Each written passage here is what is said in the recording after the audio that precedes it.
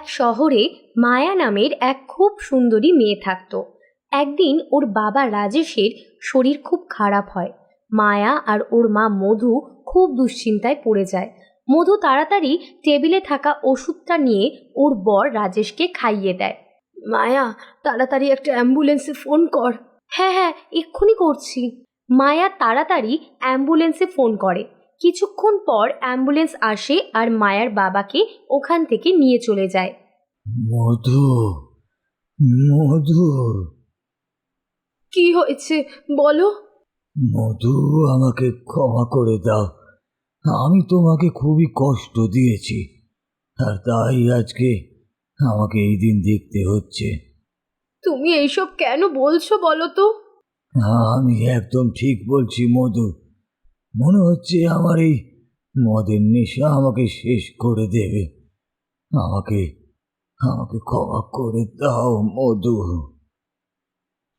এটা বলেই রাজেশ চোখ বন্ধ করে দেয় সারা জীবনের মতো। এটা দেখে মা আর মেয়ে খুব কাঁদতে থাকে। 4 দিন পর শ্রাদ্ধ শান্তির ব্যবস্থা করা হয়। সকলের ওপর শোকের ছায়া নেমে এসেছিল। তখনই মাখন চন্দ্র ওখানে এসে উপস্থিত হয়। অনেক তো কান্নাকাটি হলো। রাজেশ তো মারা গেছে, 4 দিন হয়ে গেছে। এখন তাড়াতাড়ি আমার টাকা বের করো, আর না হলে ঘর খালি করো তাড়াতাড়ি। আমাদের অন্তত 6 মাস সময় দাও কাকা, আমরা তোমার সব টাকা শোধ করে দেব। আমাদের ওপর কি যে চলছে সেটা শুধুমাত্র আমরাই জানি। আমাদের ওপর দয়া করো কাকা। ঠিক আছে, তোমাদের এই অবস্থা দেখে আমি তোমাদেরকে আরো 6 মাস সময় দিচ্ছি। এই চলো সবাই। বলে মাখন চন্দ্র ওখান থেকে চলে যায়। কিন্তু 6 মাসের মধ্যে আমরা 5 লাখ টাকা কোথা থেকে জোগাড় করব বল? তুমি চিন্তা করো না মা, কিছু না কিছু নিশ্চয়ই ব্যবস্থা হয়ে যাবে। ভগবান সব ঠিক করে দেবেন।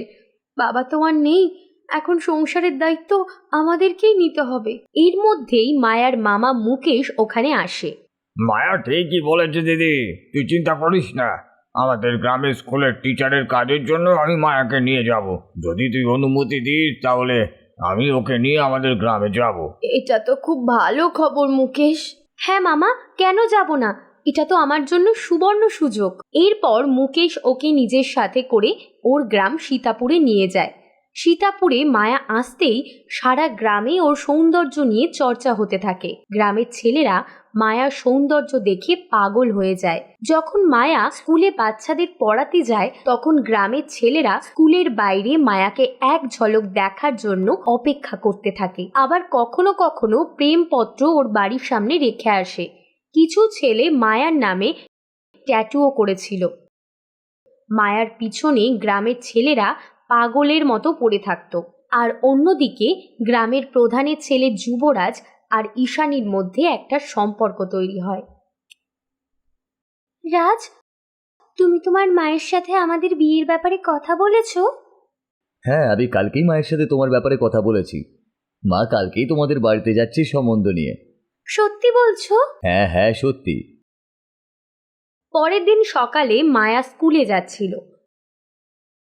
তখনই যুবরাজের গাড়ি মায়াকে ধাক্কা মারে রাস্তায়, আর মায়া ওখানে পড়ে যায়। ও শিট! এরপর যুবরাজ গাড়ি থেকে বেরিয়ে এসে মায়াকে কোনো রকমে তোলে। I am extremely sorry. মায়াকে দেখে যুবরাজ ওর মোহে পড়ে যায় আর মায়াকে ভালোবেসে ফেলে। আপনার কোথাও লাগেনি তো? না না, আমি ঠিক আছি, কিছু হয়নি আমার। আচ্ছা, আপনি কোথায় যাচ্ছেন বলুন, আমি আপনাকে পৌঁছে দিচ্ছি। নো থ্যাঙ্কস, আমি চলে যাব।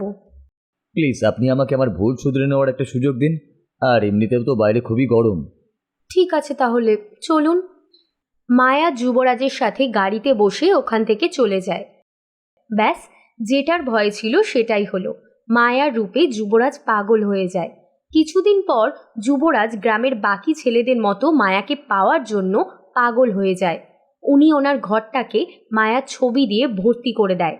আর একদিন যুবরাজের বাড়ির চাকর মায়ার বাড়িতে একটা খুব সুন্দর গিফট নিয়ে আসে আর কলিং বেল বাজায়। কিছুক্ষণ পর মায়া বাইরে আসে। হ্যাঁ বলুন। যুবরাজ এটা আপনার জন্য পাঠিয়েছেন। উনি মায়াকে গিফটের প্যাকেটটা দিয়ে ওখান থেকে চলে যায়। বাড়ির ভেতরে গিয়ে মায়া গিফটটা খোলে। গিফটের মধ্যে একটা চিঠি লেখা ছিল। মায়া ওই চিঠিটা পড়ে।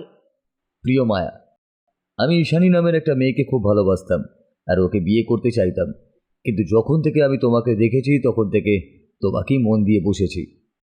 আমি তোমাকে কতটা ভালোবাসি সেটা তুমি এই চিঠিটা দেখলেই বুঝতে পারবে, কারণ এটা কোনো লাল কালি দিয়ে লেখা নয়, এটা আবার রক্ত দিয়ে লেখা।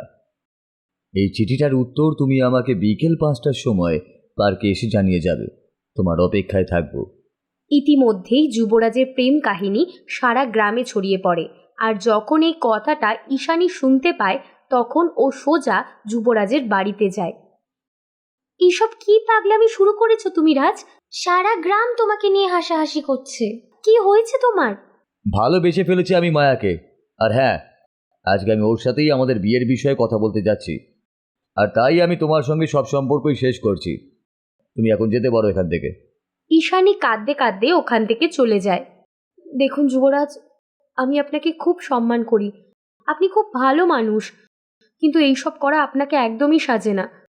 Please don't do this. আমি আপনাকে ভালোবাসতে পারবো না, আই এম সরি। গাছের পিছনে লুকিয়ে ঈশানী এসব শুনতে থাকে।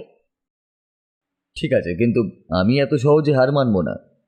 একদিন না একদিন তুমি আমাকে ঠিকই ভালোবাসবে, অবশেষে আমি তোমাকেই বিয়ে করব। এটা বলে যুবরাজ ওখান থেকে চলে যায়। এরপর ঈশানী মায়ার কাছে আসে আর নিজের বিষয় সব কিছু ওকে বলে। তাহলে আমি এইসব থেকে কি করে বেরাবো এখন? এরপর ঈশানী মায়াকে কানে কানে কিছু বলে। না না, আমি কিছুতেই বিয়ের নামে নাটক করতে পারবো না, এতে খুব রিস্ক আছে।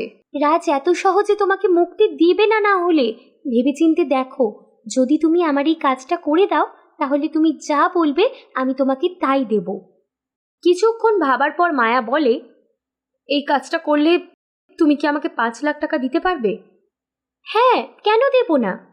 তাহলে ঠিক আছে, আমি রাজি। পরের দিন যুবরাজ ওর বাড়ির বাগানে বসে খবরের কাগজ পড়ছিল, আর তখনই মায়া ওখানে আসে। দেখুন, আমি অনেক ভাবলাম, আমি আপনার থেকে ভালো ছেলে আর পাবো না, আর তাই আমি ঠিক করেছি যে আমি আপনাকেই বিয়ে করব। বলেছিলাম না, আমি জানতাম আমি তোমাকেই বিয়ে করব। হ্যাঁ। এরপর খুব ধুমধাম করে মায়া আর যুবরাজের বিয়ে হয়ে যায়। কিছুদিন পর যুবরাজ আর মায়া গাড়িতে করে পাহাড়ে ঘুরতে যায়। তোমার ভালো লাগছে তো মায়া? খুব ভালো লাগছে, কিন্তু তুমি গাড়ি একটু আস্তে চালাও। আরে দূর, কিচ্ছু হবে না। আমার ভয় লাগছে। যুবরাজ খুব জোরে গাড়ি চালাতে থাকে, যার ফলে গাড়ি কন্ট্রোলের বাইরে চলে যায়, আর যুবরাজ ব্রেক মারে, কিন্তু ব্রেক ফেল হয়ে যায় আর গাড়ি একটা বড় পাথরের সাথে গিয়ে ধাক্কা খায়, যার ফলে মায়া একটা গভীর গর্তে পড়ে যায় আর ও মারা যায়। আর এই দিকে যুবরাজ খুব আহত হয়। মায়া মারা যাওয়ার খবর শুনে সারা গ্রামের লোক শোকাহত হয়। মায়ার মামা কেঁদে কেঁদে পাগল হয়ে যায়। কিছুদিন পর ঈশানী মায়ার মায়ের কাছে আসে, ওর বাড়ির কলিং বেল বাজায়। দরজা খুলতেই দেখে সামনে মায়া দাঁড়িয়েছিল। এখন আপনারা নিশ্চয়ই ভাবছেন যে মায়া বেঁচে গেল কি করে, এটাই তো ওদের দুজনের প্ল্যান ছিল। বাহ, দারুণ অভিনয় করেছো তুমি। ধন্যবাদ। এই নাও তোমার 5 লাখ টাকা। ধন্যবাদ। পরের দিন মায়া 5 লাখ টাকা নিয়ে মাখন চন্দ্রকে দিয়ে দেয়।